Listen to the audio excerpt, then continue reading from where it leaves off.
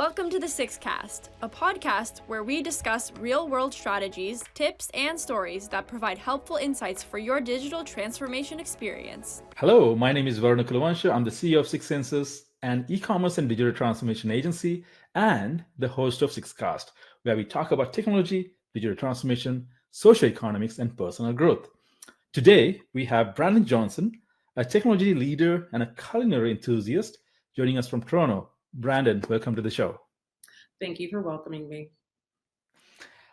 So Brandon has over 10 years of experience as a digital director, digital product and project manager for both for-profit and not-for-profit companies, where she has worked with apps, website, AI, and quantum computing.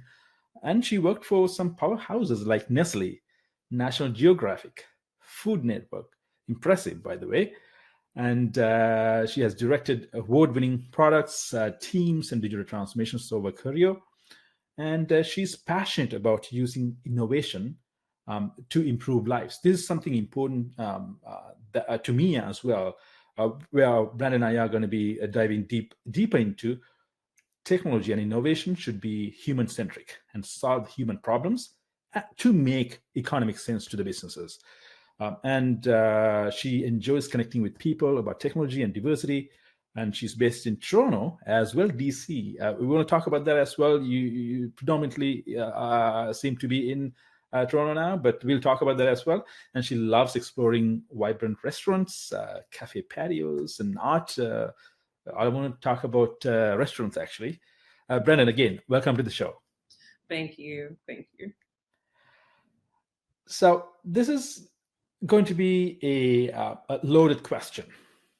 Tell me a bit about yourself, who you are, and how's your life has been, and what's your career has been. Tell us a bit about yourself and your career. Sure. I'm not going to start all the way from the beginning, but I'm from Washington, D.C. So I'm from the U.S. I'm a little bit of a visitor in Toronto. Absolutely love it here. But I grew up in D.C. And I started tech after graduating from the Howard University. And I had a choice to make. It was either work and start a residential department at an interior design architecture firm, or work for my father. He was doing a tech startup for interior designers. And so I decided to learn from a leader that was close to me. And that started my tech career. I had no idea what I was doing or what it was called. But I turned and scaled his business that started from a small annotation project and changed it into a whole project management tool for interior designers. And when I did that, I was negotiating stuff. I saved like $250,000 on the negotiation. I was doing redesigns, project management, program management. I was doing some graphic design myself. And I decided I love technology. Like, you can use it in so many different creative ways. And that really launched my career in tech, and that influenced who I am as a leader. Perfect. So did you transition from your educational or academic part into something else, coming into technology, or did you learn something at school? Yeah, good question. I mean, of course, so my minor was in interior design. Okay. And because that was my minor, I was like, oh, okay. I was doing interior design. And I was doing interior design. So that made sense for me to go into tech for interior designers. From there, I worked for companies like Scholastic and Food Network and Nat Geo, like you mentioned, and Nestle. But that's really what spearheaded. So it matched what I was doing in school at Howard with the interior design minor. However, I was just thinking, I would just do more of the same, do more interior design. And instead, I went into tech.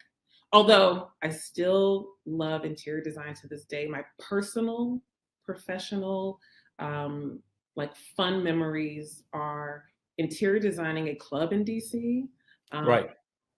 And the club, I was lifting chairs by myself. I was rearranging everything for opening night. Right. The opening night had a speaker, Right. and that speaker was then Senator Barack Obama. Oh, That was interesting. huge, like that's a huge success and beautiful memory for me. And For then sure. another personal memory for me that sort of dovetails not with interior design, but who I am as a person, Right. um, which is very meditative, yoga. Yes, I love food and all of that, but very aligned and aware centric Right. is at a I was doing website project and product management, and they had a staff meeting. And Jeff Bridges was one of the ambassadors. He came to visit, and Interesting. he had something called sleepy tapes, and Okay. he was doing standing meditation. Right. I was so locked in when the rest of the staff had given up. He was like, "Close your eyes and hum," and I was like, I was humming, and the staff stopped, but I was so locked in, I kept doing it, and he started like walking towards me. I wish I had this on video. Right. But those, even though, I love the work that I've done at all of these great companies, those were two of my most personal favorite moments in my career. Right. I also come from a STEM background. I do not have any education on technology. I've more of a self-taught person. I've done a little bit of small courses here and there during my graduate programs in innovation and technology, exponential technologies, etc. But nothing more theoretical, nothing under the hood, nothing code level. That's the beauty of technology. You don't have to necessarily be in the technology. You don't have to, excuse me, have a technological background or education to get into technology. That's some, I would say, a beauty. That's a beauty of technology, or even digital marketing, digital technology space. Yeah, I completely agree. That's why, when people ask what I've done, yes, I was digital director of innovation at my last company, but I've done project management, product management, and program management for these companies. It's important not just because I've done it, but it's important to name those because when certain people hear tech, they think they have to do engineering or coding. Yeah, Those yeah, are not the only ways that you can get into tech. You can be a part yeah, of strategy. You can yeah, be a part of, like I said, project and product management and program management. And yeah. so I really am very passionate. And it's not just the passion and needed, it is profitable for more diversity in tech. Right. From a gender perspective, also a race perspective. And Hmm. so saying those words that are outside of the realm of coding, I hope gives other people insight that there's more ways to connect to technology without knowing how to code. That is correct. When I got into the field I was always a technology enthusiast from back in the day, from elementary school, running Pentium 1, 2, 3 computers from 90s. That's not to age myself, but that's the background that we are coming from. And I was just an enthusiast. I was not Yeah. interested in learning the code, learning not even hardware. And when I really, as a professional, got into e-commerce industry or technology industry in 2009, I was always about use the marketplace off-the-shelf applications to solve business problems, create digital ecosystems using marketplace technologies. If you talk about API based connectivity, rather than, of course, most of them are, of course they are, but without having to custom code, can you make simple plug and play connectivity? I would be all about it, and make sure that works for businesses. And now, obviously, I am a little bit more deeper into that. Not the early stages, obviously. Once you mature in that industry, you got to learn a little bit of that. But that's the beauty of this industry. You don't necessarily have to have. There are so many marketplace, so many off-the-shelf platforms, technologies that you can leverage to improve businesses, improve operations, improve uh, community engagements, create communities. Anything, you don't necessarily need to know the coding, and especially with AI these days, you can learn anything fast. You don't have to really go back to school. Now I'm going to switch the subjects a little bit to talk about something interesting. You talk about food. You are a culinary enthusiast. So what's your favorite type of food? Toronto is great for variety of dishes, food varieties, and it's a very diverse community. What's the best restaurant in Toronto? And maybe a future. I mean, it's okay. We are giving them a little bit of free advertising, but what's the best you've been to in Toronto? I know better than to give a best restaurant for any city, let alone one that I've only been in for about 2 years. But Right. I can tell you what I love right now. I was recently introduced to shawarma. Okay. It is absolutely phenomenal. Like, it blew my mind how good it was and Right. how I was so late to the party. Right. There was a place near Ossington, and I think it's Trinity Bellwoods. There's a place there. It was fun. It was like, it left when you have a meal and you can like taste it when you talk about it. It Yeah. was kind of experience. Right. I will say that it's not necessarily, I mean, they're all really great, but one that's really near and dear to my heart when I first got here is a place called Ethiopia House. Right. Okay. Okay. I Yeah. think it's on Young and Irwin, Okay. near Bourne Young. And the reason why is the Ethiopian food is not only phenomenal, but I'm from DC, and they have a Okay. big Ethiopian culture in DC. Okay. Okay. Great diverse food culture there, great food in Washington, DC. But it was sort of nostalgic for me to go there. It reminded me Right. of home, and the food is amazing. And the ownership is really kind, is really, really kind. So you can That's get all nice. the veggie platters, and they Yeah. have coffee rituals, and the food is delicious. You can get some cheap wine on the side if you drink wine and have a good old Mm-hmm. time. Mm-hmm. But it's a really heartwarming and inviting place too. I have heard of Ethiopian food to be very popular among Torontonians. I have not, unfortunately, tried. I think maybe I have tried once. Mm. Nothing remarkably about what I have tried, but I have heard a lot about Ethiopian food. And going back to shawarma, I was um, I was in Budapest. I had to head back to Vienna last year to go to drive the car that I had parked in Vienna to drive back to Munich to catch a flight going to Mumbai. Uh, at night, I was starving after going to the Budapest. There's a beautiful castle on top of a mountaintop. I think that's the castle. I don't remember the name of it. When they came to the station, I was starving, and there was this shawarma place. I felt close to home, close to Right. Toronto, because the food was different. It's always about more European schnitzels and things like that. But this was, oh, I would love this, and I have about 45 minutes to the train, right across from the train station. It was a memorable one. So shawarma, yes, for sure, because I love types of rices as well. So rice is one of my big things. So it Yeah. was great.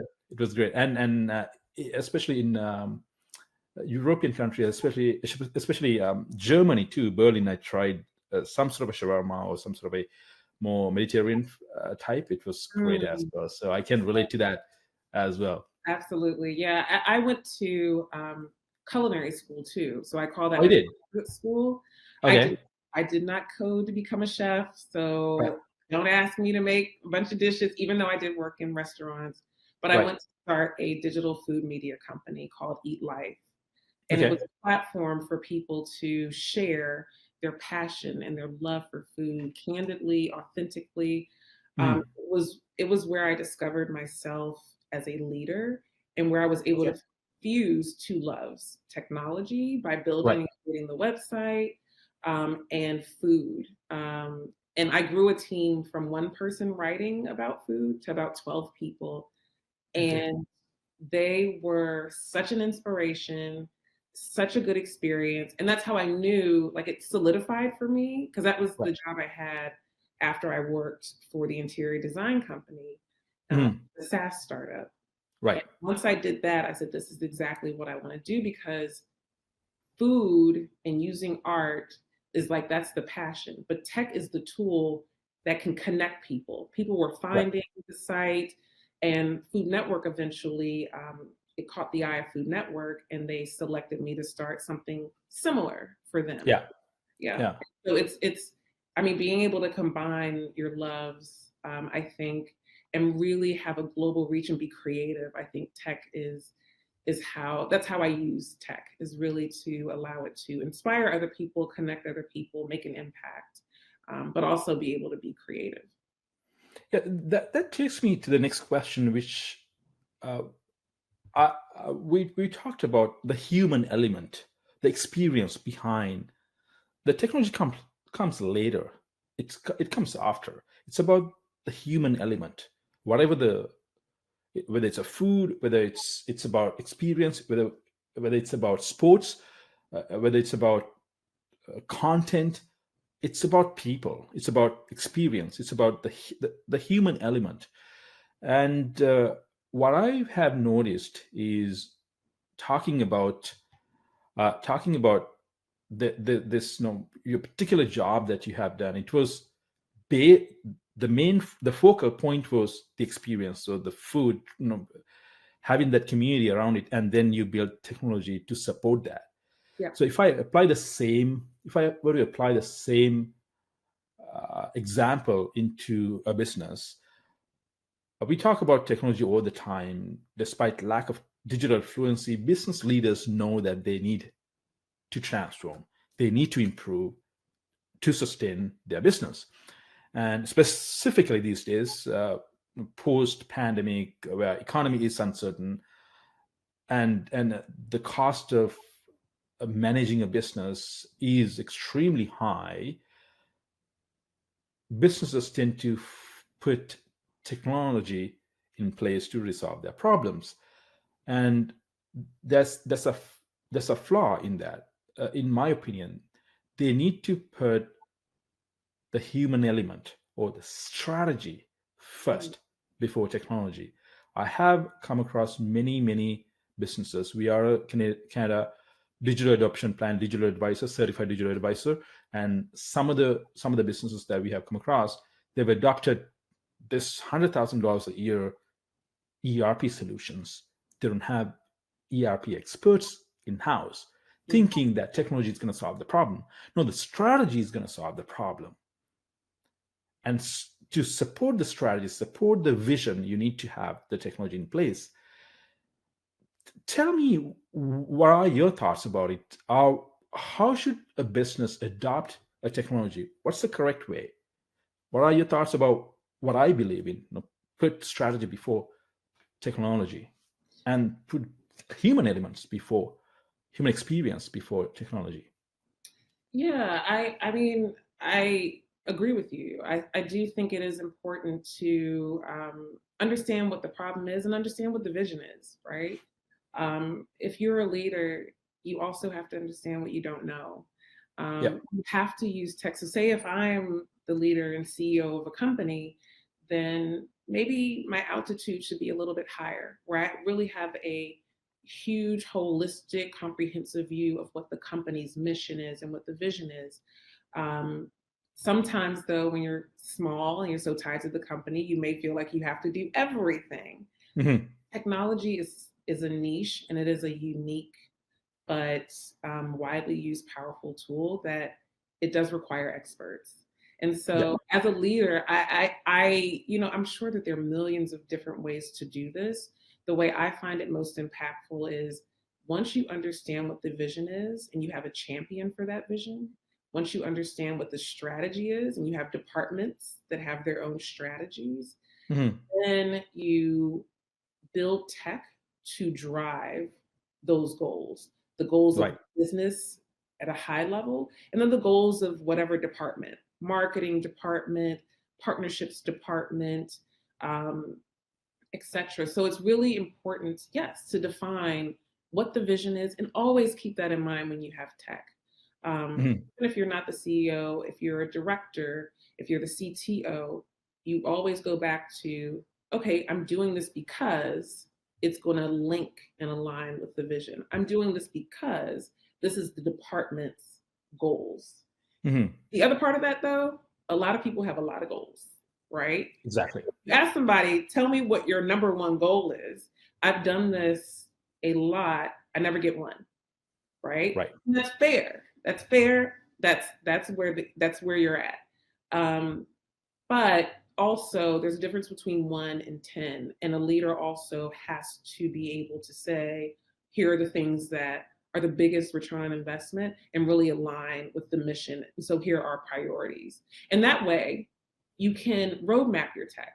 All right, so our priority right now is to make, $10 million and build awareness in this region, right? Whatever that is, and to feed hungry kids in this region, right? Okay.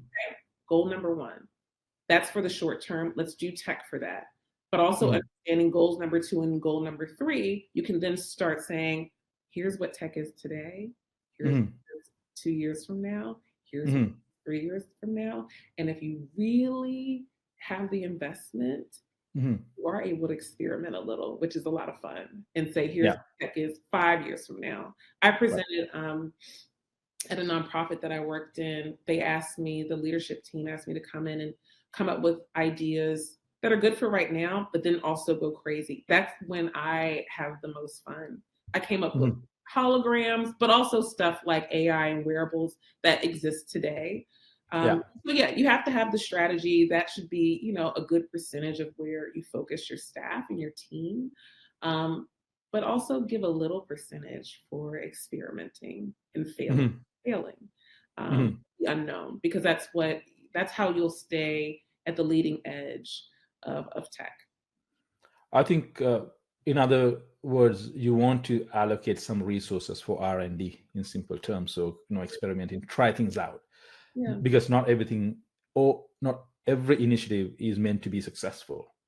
Right. And any of the failures will pave the path for a successful future implementation. But it also allows staff, it takes a little bit of pressure off. You can have all the great software you want. You can get the Salesforce of this and the ChatGPT of that.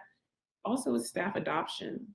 And being too rigid with staff and not giving room for experimentation and room to fail, and not really creating a culture of experimentation and innovation can impact staff adoption. So I think, yes, it is important to have the strategy. It is important to have the vision. It's also important to really cultivate a culture of collaboration, experimentation, yes, align with a goal and a North Star in mind. But the staffing is just as important as the software, because staff adoption and user adoption is key. Right. So we talked about two things, staff adoption, and you also talked about champions, or are the champion. Did you want several champions or one champion? And how do we adopt this digital culture into the business, or willing to change? The way I see businesses are like a submarine.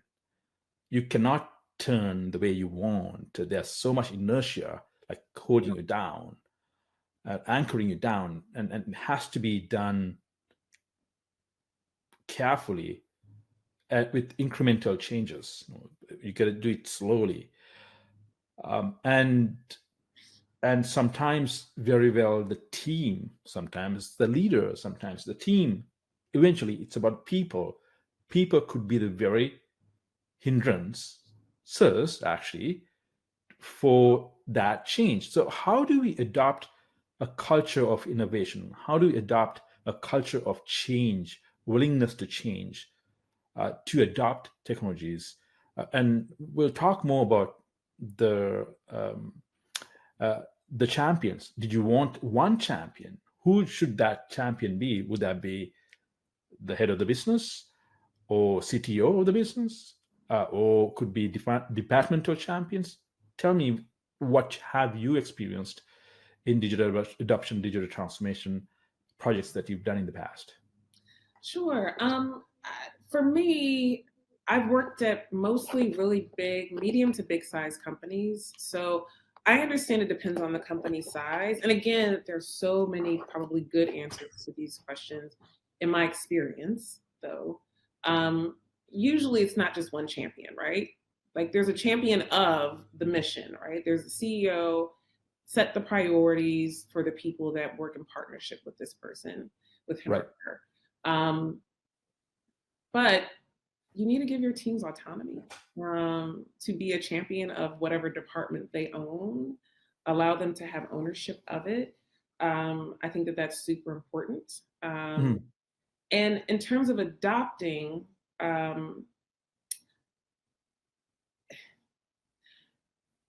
it is amazing to hire someone that is highly skilled in technology, who knows all the tools, who has an extensive background. It is just as important as somebody who's super productive and super educated and has expertise to be a good culture fit and a collaborator. Nobody's wanting what you're selling if they don't like the way you make them feel. I mean, they could do it reluctly, but who wants to do that where they're spending the majority of their time in a work day? So to me, adoption has to do with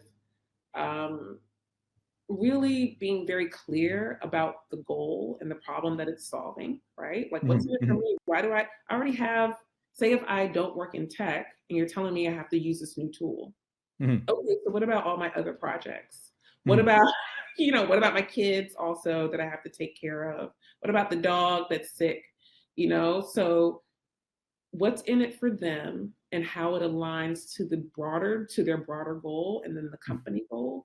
And coming from a person who's not talking at you, who's trying to understand what you're trying to achieve, what will make you look good in your department, what will make you successful in your work, and here's how technology can help to solve that. I mean, I've been lucky that I've seen a lot of people who are willing to adopt from the right person and the right kind of leader who listens. And so to me, that's a part of adoption when it comes to the culture and the staff. There are also a bunch of other ways to adopt, which could be, to your point about the submarine, especially if you're a small company, turning slowly. Listen, if you don't have a big infrastructure and you don't have all the fancy technologies, everybody uses email. Does email have AI? Right? Does your email, does Outlook have AI as a part of it? Use what you're already comfortable with. You're already using email, and see if there's a feature that you're not using that you can add to it to take some of the load off, right? Right. Can it create emails for you? Can it schedule things? Can it take notes? It has time to be taking notes when you can be focusing on a bigger goal. And so really, if you're smaller and you have to turn a little bit slower if that's how your team is structured, not only having the right person fit and the personality fit who understands and wants to understand and solve problems through tech, but it's also, okay, what are we using right now and a feature that we can turn on with what we're already comfortable with? What does Outlook have right now that I can use to make my life just a little bit easier? Like pilot, if you want to be incremental with ways of working, you can pilot that way. So you're talking about, let's say, if I take a certain example, I have a client who had a previous bad experience in rolling out a CRM, unsuccessful CRM project, and he's very reluctant to try something now because it was a bad implementation, lost a lot of money. Let's say a decade ago. Now they're reluctant. Now, what do you recommend? Should it come from top down, or should it come from top down as well, from bottom up as well? Did you want to talk to all the sales reps and people who are engaged in the marketing and business development sales departments or activities, get their feedback, and then look at let the information you gathered and analysis lead you to recommendations as opposed to, hey, here's a CRM, let's try it again? I mean, okay, so I would need to ask and fill in a lot of information for this person. Like, I would want to know what the business is. I would want to know why they had the CRM and why they wanted to have it in the first place. Did they have one before then? Yeah. What were the pain points? And even though I don't believe in the word failure, I always think it's a learning opportunity. So what actually did work? Dig deep and figure out something that you did like about it and that will help your business. Yeah. But I would have to understand more around the company, the goal, why it would be powerful for them. What does success look like for you? Who's going to be using this on the team? And really, I think I would need a little bit more understanding. But the one thing I can say without knowing all of those details is having the right person and culture come in. If you've had a bad experience, it's a very human thing to say, I touched this stove, it was hot, I don't want to touch it again, right? Exactly. Yeah. That's fine. Do you have enough capital to not touch the stove again? Number one. Yeah. Can you afford to have someone else who may do this a lot smoother for you do it? Right. And to me, I understand, cost and cost cutting and making staffs more efficient, but technology is so important. Right. And there does take a certain level of expertise and personality. Yeah. It's worth the investment in my mind for every company. Right. You have to have a tech expert or a tech leader to really, really make your company profitable and competitive. Yeah, I agree. And as digital consultants, so agencies or businesses going into other businesses, proposing these technologies, I would recommend going with an open mind without keeping a technology in mind. Again, we as a business, Six Senses as a business, we are technology agnostic. We try our best to be agnostic about the labels, brand names. We try to solve the problem. You ask the questions, get as much information as you can from all key stakeholders of that activity, whether it's a sales rep, customer service rep, or web sales rep, or the manager, sales manager, director, whatever the name titles, the titles and the names are. You want to get as much information. You want to collect as much information as you can for you to analyze them, put them into some sort of a mind map and understand the problem clearly before coming out with a labeled solution. That's the way I would recommend, and most businesses do the other way around. Okay, I'm going to have this fancy technology. They're coming in, they're going to solve the problem. That is definitely not the right way. Yeah. You want to start with, what are the problems? What's the status quo? What's your business? What are your goals? Where do you want to be? Where are you right now? Mm-hmm. Where do you wish you are right now? What's the BHAG, we call it, what's the ultimate goal of the business in 5 years? In 5 years, you want to ask these questions first, mm-hmm. and just keep a clear mind, open mind going into these businesses, and let the analysis lead you to conclusions. Mm-hmm. I'm a lover of investigative series, and as you can see, most of these detectives, they talk about evidence lead to conclusions. Let the information and analysis lead to recommendations. Mm-hmm. Don't start with recommendations and work it backwards. That's the wrong way of doing. Invest a little bit of resources in the front end to avoid colossal disasters at the tail end. I agree. This is getting tactical, but what I found useful for me is I already have requirements lined up. Like, I created requirements for huge global companies. It doesn't matter what technology we're using. You send it to them. You also do stress test use cases that go from the simplest. Our users, typically, the persona is Jill. And Jill does this, this, and that, and she wants to buy a product, right? Because I've also done e-commerce work and accessibility work. really, really rewarding work at Nestle.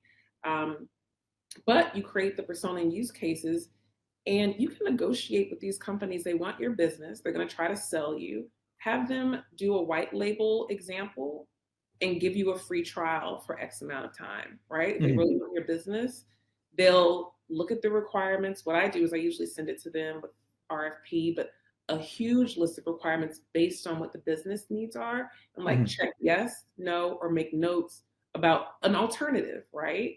You know, like keeping it open. And if you do that, that's the commitment.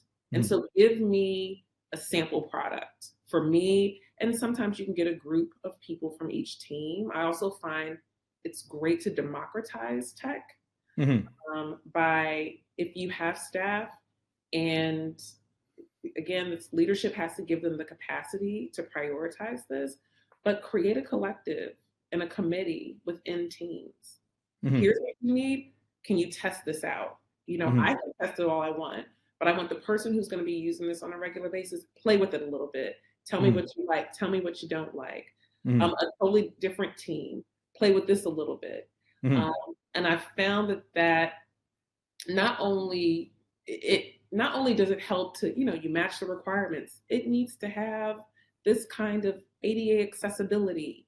It needs to have this kind of email opt-in, opt-out. I'm just making these up, right? Compliance. Yeah. And then it has the rest, but it also gets people engaged, right? It's like, if you're going to use this, you gave me your requirements, test this out before you even start buying into anything. And most companies, good software companies, will allow you to do that at some capacity. Right. I want to talk about the digital innovation today in this AI propelled world. What was it like in the past when you were getting into technology with your father's company, interior design, tech startup? What is it today, and how has it changed? For me, I can give you a bit of a preview about what I experienced back in 2009. I felt lonely. I thought I was the only person who didn't know. Everyone else knew, and I did not have the support or support networks. Didn't have the communities or forums as much. Maybe I did not do my due research, and as a result, I felt extremely isolated back in the days. I'm talking about e-commerce industry. It was quite difficult when you felt, okay, you are the only person who got to figure this out. And I was doing okay, and we have an e-commerce focused business right now. As a result of it, we kept researching, learning by myself. But the culture has changed a lot now. There are so many areas where you can explore, so much resources out there, so many outlets of resources. AI could be forums, could be chat groups, whatever. You have so much information out there, and there's a lot of knowledge out there as well, and you can experiment as well. And back in the days, I thought it was all by myself. I couldn't fail. It has to be a success because it's a lot of money. And technology was not bringing, or e-commerce particularly, was not bringing a lot of money, because at the time people were so much about still going. I mean, I'm talking about before 2010. They were about going to the shops and buying what you want and touch and feel, look at it and compare prices and go get the coupon from those, the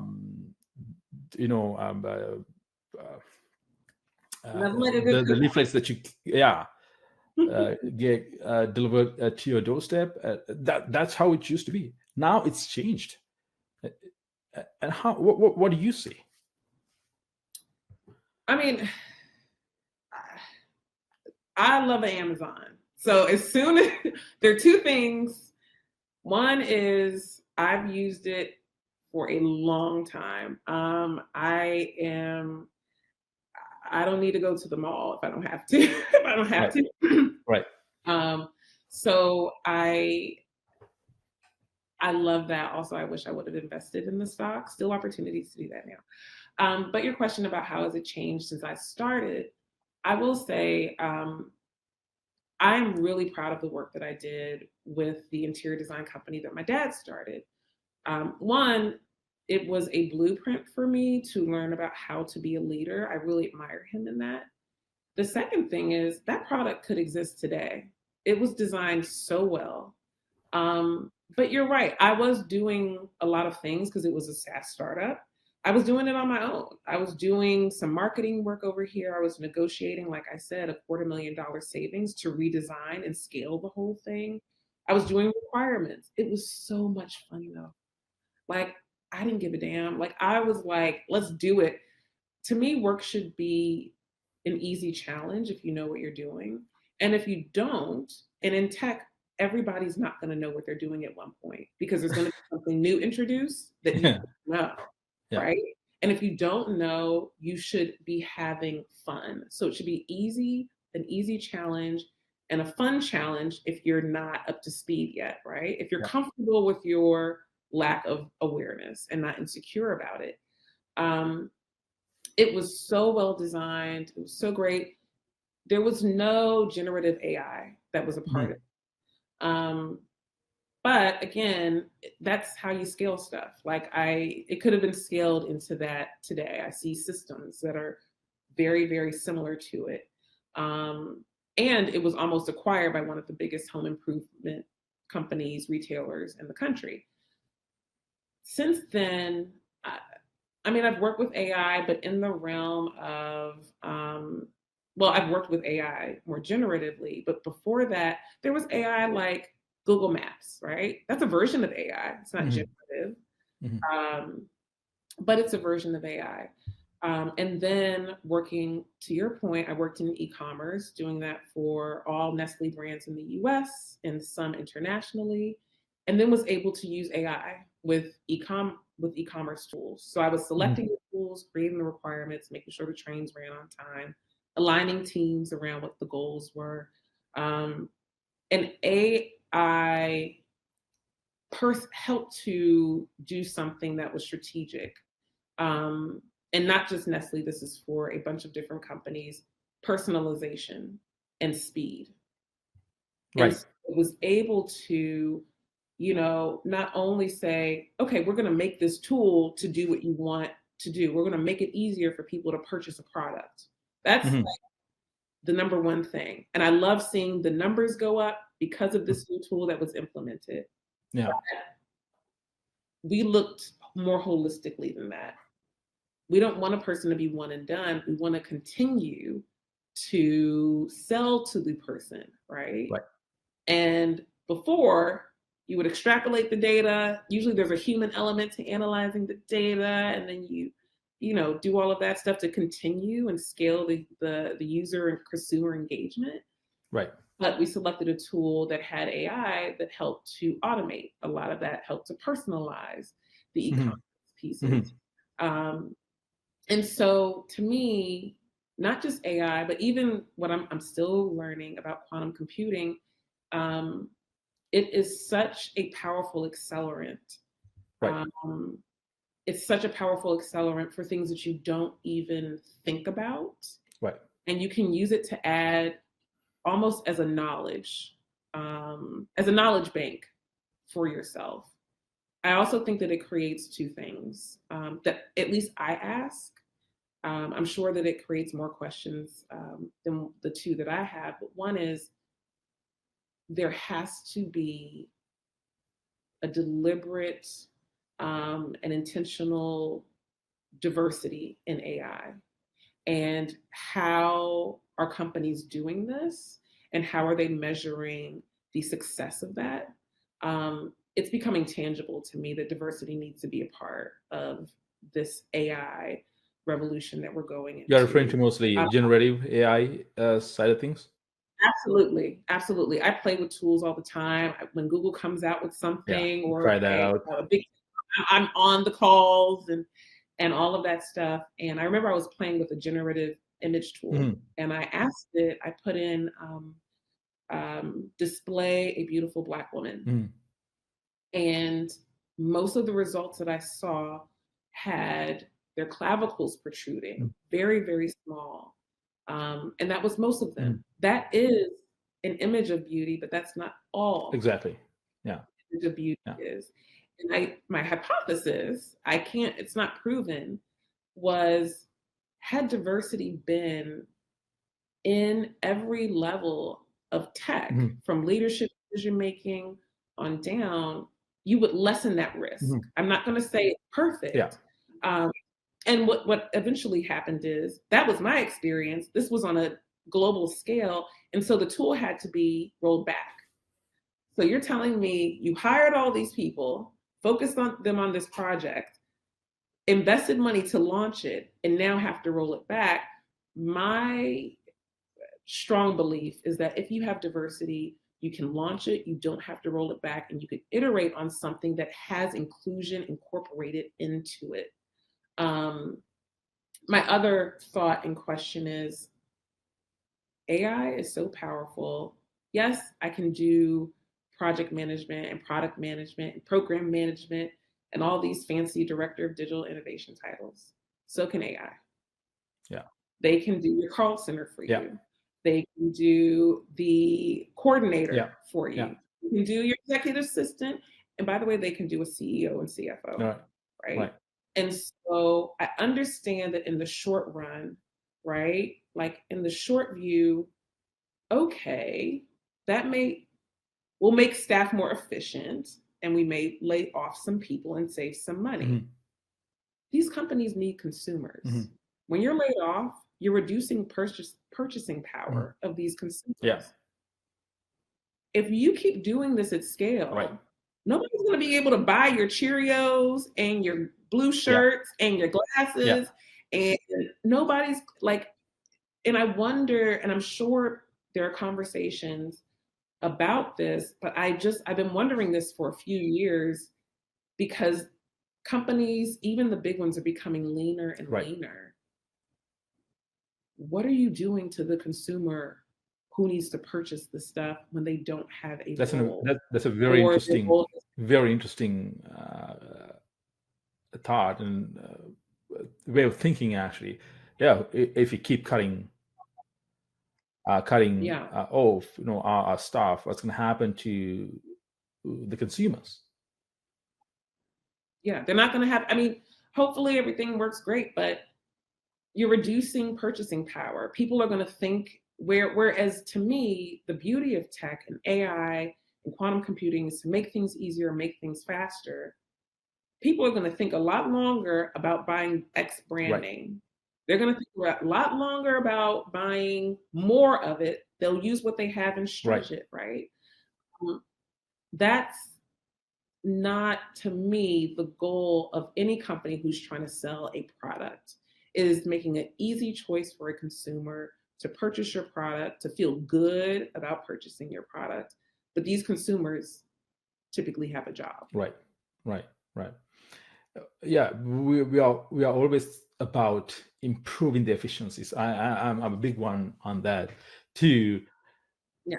Improving the efficiency, reducing counterproductivities, improving systems, creating a fully integrated digital infrastructure for businesses. All of that sounds so good, but we want to make sure that we have customers to buy your product or services.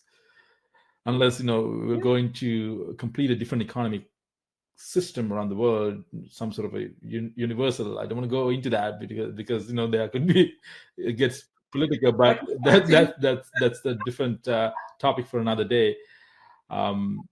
So thank you. I think that's an interesting way of thinking about adopting technologies and adopting AI infused technologies. We don't know what to expect. I think world will the time will tell. That's what the direction is taking. What are the socioeconomic impacts AI is already talking. People are already talking about it. Governments are investing billions and billions of dollars to make sure that goes in a correct direction. I don't know whether it's controlled or not, but that's what I'm seeing. So we wanted to also talk about how can a traditionally run company adopt AI? Where do they start? And or even technologies for their daily operations. We touched on this question a couple of times over the past 45 minutes. But what are your thoughts on that? That probably is my last question for today. Sure. I really, and again, I think we did touch on this. One, start with what you got. Like, look at the technology that you currently use. If you're traditionally, and so traditional run company, say if you're paper Right. based, right? Mostly paper based, and you don't really have a lot of money to invest in tech. It is an Right. investment, but it's a long game. Like, there's a huge return on the investment. Your consumers will be happy. Most of your consumers will be happy about it for most industries. But if you don't have it like Yeah. that, you don't. And so start with what you have. At traditional paper-based, wherever, everybody has email. Start with something that you already use and see if there's an AI component that can help you be more efficient. And that way you're not completely like, I need to be reintroduced to some new tool. I'm just integrating it to something I'm already doing that can make it a little bit easier. So, or integrate it into, let's say, if you use a virtual meeting tool, use something that can help you take notes, right? Like, look at what you currently use. Most people have an email, most people have virtual meetings, and see if there is a feature that you can use, like crafting. People really, I mean, a short email, some people may pine over because you want the tone to be right and all of that and the grammar. So, it can help you be more efficient in those small ways. And taking notes takes a lot of time. I want to make sure that I'm getting this right with the action items and the executive summaries and all of that stuff. And so if you look at what you're currently using and just do an enhancement to that helps you do a little bit less admin and save a little bit more time on your side, I definitely recommend that. Also, again, I think it's imperative to have an expert in tech. Whether you're traditional, small, it's a necessary investment for staff adoption to teach you how to use it, to help you see the right now and the vision for the long Right. view. It is so important. And again, diversity should be a part of that. Thank you. I really appreciate that conversation and your expertise in digital adoption. Now, of course, whether it's AI infused or not, in simple terms, adoption of technology needs to have a clear vision, need to understand what are the pain points within the business. Don't start with the technology, start with your business, start with your strategy and problems and the human element, and then apply technology to those different buckets of problems to solve. Could be something very small, as you said, starting with summarizing what we talked about during a meeting. So, what's next for you, Brandon? Where can people find you, and tell me a bit about your plans? Sure. What's next for me? Honestly, it's to continue building a community of people in tech. I have really had the privilege and the fun to meet people in Toronto who are in tech, to talk to them just about their journey in the industry, to connect with them about what their aspirations are, what they're currently doing. Powerful men, powerful women in tech. So I want to continue to build community and discuss how powerful tech is. The other piece is I want to continue to make an impact. I was really fortunate to make impacts at these great companies and Eat Life, the one I started for myself. Been in their innovation lab, working great with like friends that I still have to this day. I want to continue that impact and make it in Toronto and in the US. And so that is what is next for me. It's a continuation of really expanding my reach in tech. If you're interested in staying in touch with me, I am on LinkedIn for Tech Conversation and Tech Connections. So I believe it's linkedin.com/in/Brandon Maya. That's Maya.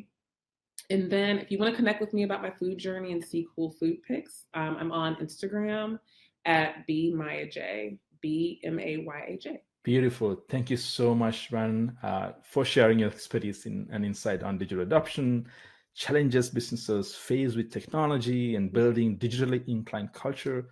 And your inputs have been incredibly valuable. And thank you so much for your time and willingness to share your knowledge with us and with everyone who's listening. Thank you so much. And if there's any further questions, feel free to reach out to Brandon through LinkedIn. And if you're interested in following her culinary journey, please feel free to do so as well. And there will be comments in the YouTube as well when we post this. And thank you so much, and have a great rest of the spring, and looking forward to the summer as well. And thank you again, Brandon. Thank you. This was powerful. Bye. Bye.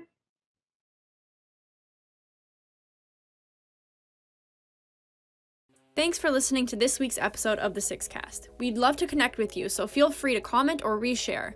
You can also find us on Instagram, Facebook, Twitter, and LinkedIn at Six Senses. Bye for now.